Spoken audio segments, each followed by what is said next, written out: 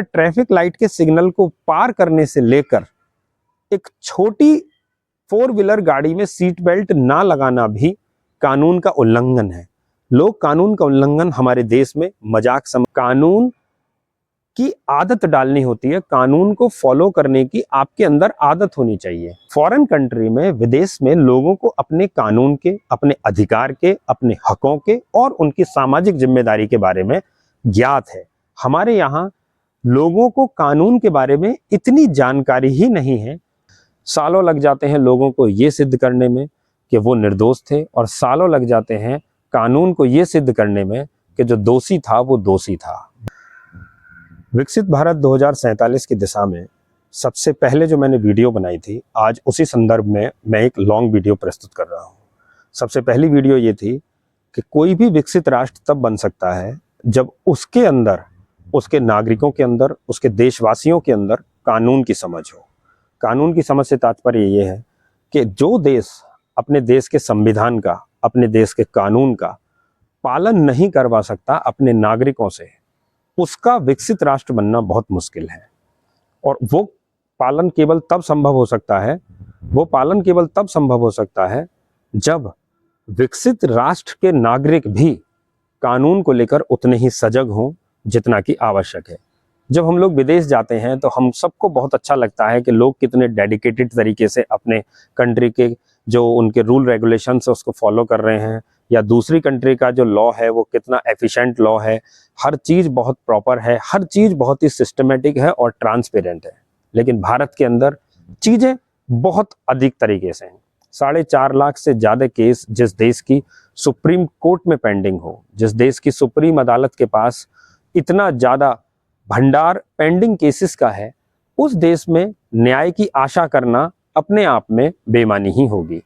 विदेश के अंदर किसी भी खास मुकदमे में, किसी भी गंभीर से गंभीर अपराध में आपको 15 से 20 दिन, 1 महीने, 2 महीने या अधिकतम 6 महीनों में न्याय मिल जाता है। लेकिन भारत के अंदर 6 महीने और साल भर तो लगते हैं किसी मुकदमे को ट्रायल पर आने के लिए, और उसके बाद वो एक लंबी प्रक्रिया से गुजरता है। सालों लग जाते हैं लोगों को ये सिद्ध करने में कि वो निर्दोष थे, और सालों लग जाते हैं कानून को ये सिद्ध करने में कि जो दोषी था वो दोषी था। बहुत बार लाभ दोषी लोग ले जाते हैं।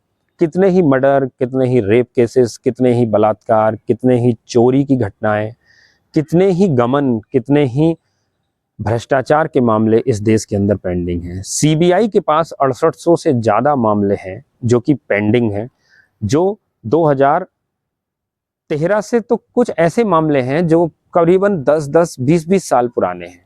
ऐसी स्थिति में आपको क्या लगता है कि कानून का जो इस तरीके से बढ़ता हुआ प्रेशर है, इसको किस तरीके से कम किया जा सकता है?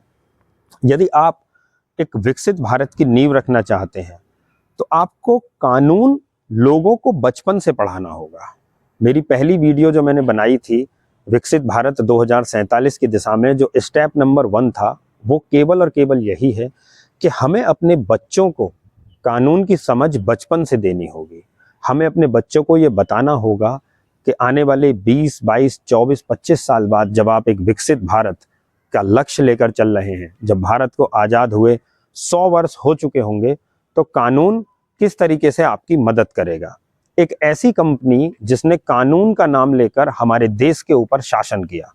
हमें अपने बच्चों को ये बताना चाहिए कि ईस्ट इंडिया कंपनी जब आई उस समय भारत के अंदर उससे पहले अपना कानून लागू होता था, लेकिन जब ईस्ट इंडिया कंपनी आई तो उसने कानून की किताब हमारे देश के अंदर लाकर रख दी, और उस कानून की किताब की जंजीरों में ये देश आज भी बंधा हुआ है।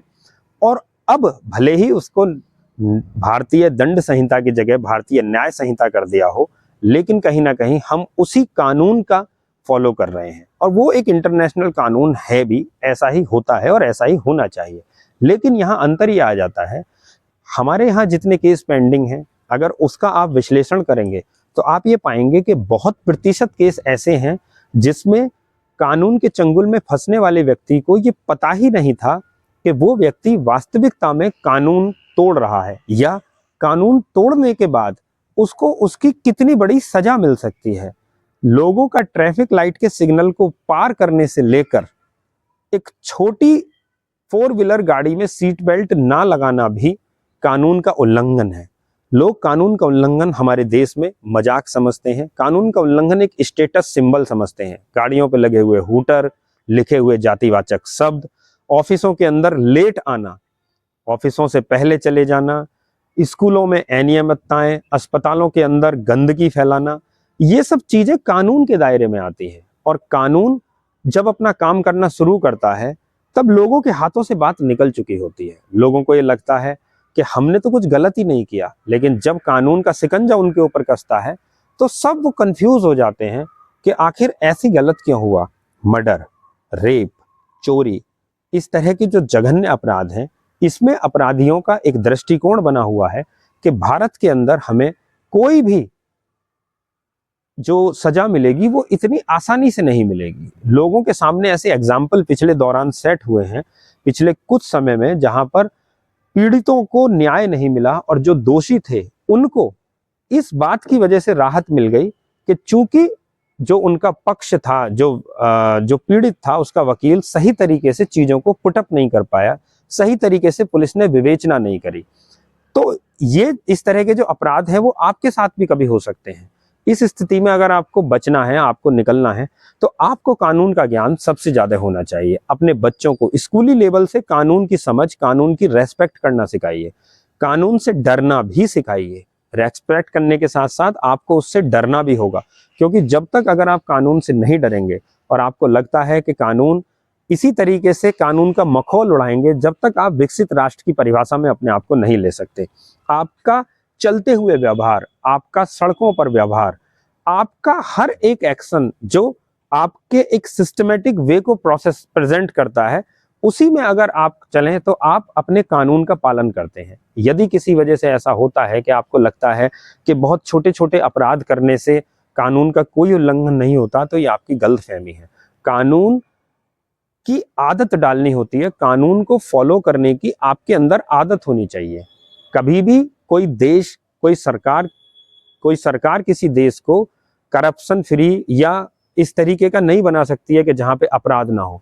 उसकी एजुकेशन के सिस्टम में यह होना चाहिए कि लोग अपराध ना करें, क्योंकि लोग अगर हैबिचुअल अपराधी हैं, लोग अगर ट्रेडिशनल अपराधी हैं, लोगों को अगर अपराध करने की फीलिंग्स इंटरनली आती है या उनको ही लगता है कि हमारे अपराध करने से कोई असर नहीं पड़ने वाला है, तो वहां पर ये आवश्यक है कि लोगों की एजुकेशन सिस्टम में कानून को डाला जाए।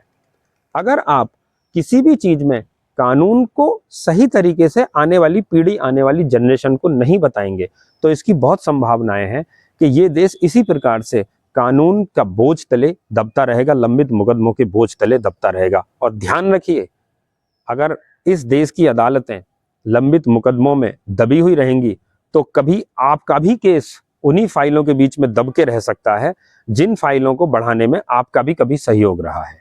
अगर इसी तरीके से फाइलें बढ़ती रहीं कानून के पास, तो जब आपको न्याय की आवश्यकता होगी तो शायद या तो आप न्याय ले नहीं पाएंगे या शायद न्याय खरीद नहीं पाएंगे। इस वीडियो के माध्यम से मेरा संदेश जो है वो स्पष्ट है कि आप सभी को कानून की समझ होनी चाहिए, अपने बच्चों को कानून की समझ सिखाइए और कानून को फॉलो करने की एक आदत डालिए। चैनल को लाइक कीजिए, चैनल को सब्सक्राइब कीजिए, ये वीडियो ज़्यादा से ज़्यादा शेयर कीजिए।